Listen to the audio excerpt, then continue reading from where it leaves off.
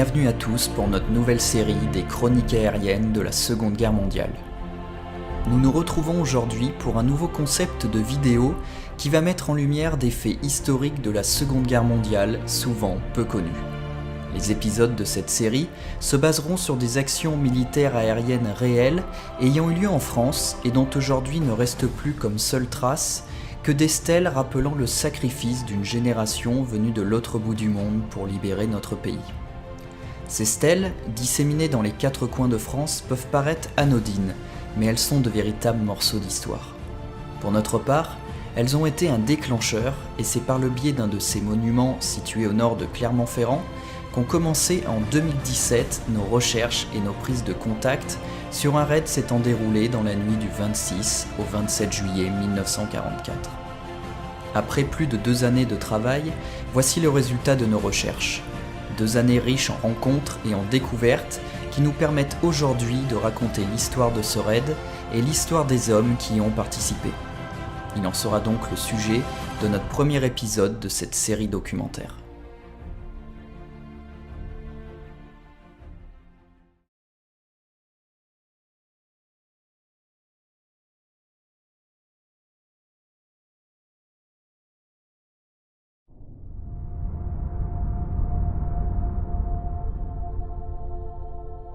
Le raid qui nous intéresse aujourd'hui fait partie du Transportation Plan. Ce plan, mis en place en janvier 1944 par les Alliés, a pour but la destruction systématique des gares de triage, nœuds ferroviaires, voies ferrées, ponts en France, Belgique et Allemagne de l'Ouest qui pouvaient servir à l'acheminement de matériel et de renforts en vue de s'opposer au débarquement en Normandie. Ce Transportation Plan exigeait 90 jours d'attaque ininterrompue sur 80 objectifs sélectionnés pour paralyser toute action allemande. Ces raids étaient répartis entre la 8e Air Force, l'Air Expeditionary Air Force et enfin le Bomber Command de la Royal Air Force. Le premier raid aura lieu dans la nuit du 6 au 7 mars 1944 sur la ville de Trappes. À la date du 26 juillet 1944, le débarquement de Normandie est une réussite. Le 25, les Américains ont lancé l'opération Cobra dans le Cotentin.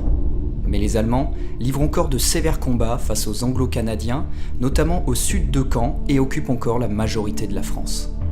La directive de paralyser les mouvements des troupes allemandes ou de leur ravitaillement est toujours de mise, et le Transportation Plan reste en place notamment pour préparer le futur débarquement en Provence.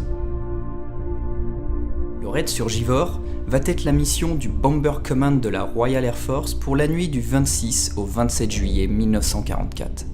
Givors est situé au sud de Lyon. Les objectifs sont 2 cibles ferroviaires utilisées par les Allemands. Elles sont situées de part et d'autre du Rhône, sur les communes de Grigny et Chasse-sur-Rhône.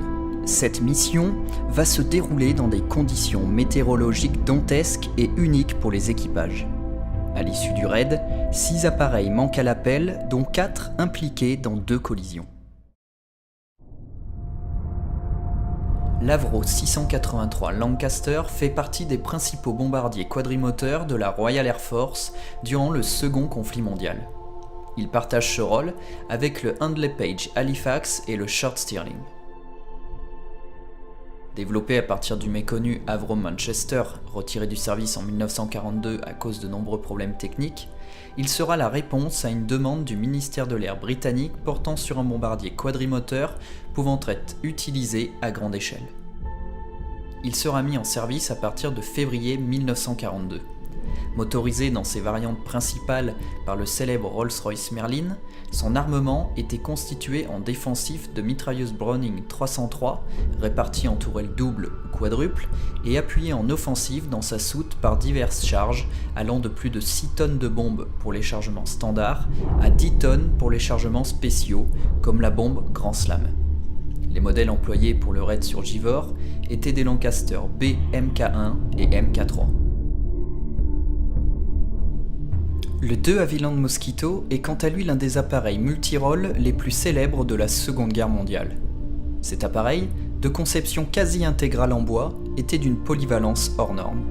Bombardier tactique, bombardier de nuit, éclaireur, chasseur, appareil de patrouille maritime ou de reconnaissance, il a acquis ses lettres de noblesse durant et même après le Second conflit mondial.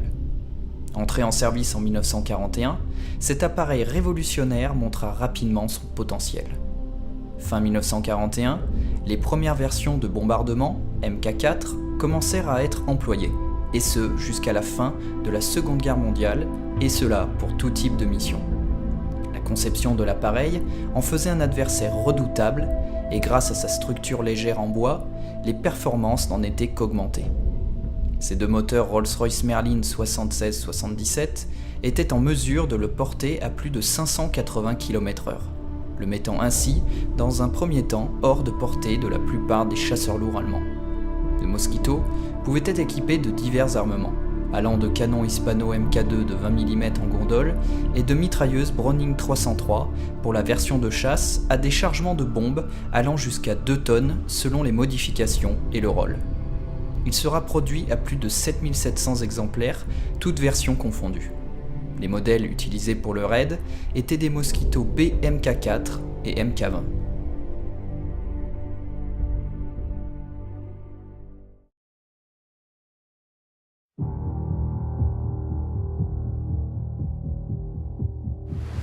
Mercredi 26 juillet 1944. Peu avant 21h, après avoir été chargé en bombes et en carburant, 178 Lancaster et 9 Mosquito du 5e groupe du Bomber Command se préparent à décoller d'aérodromes basés dans l'est de l'Angleterre.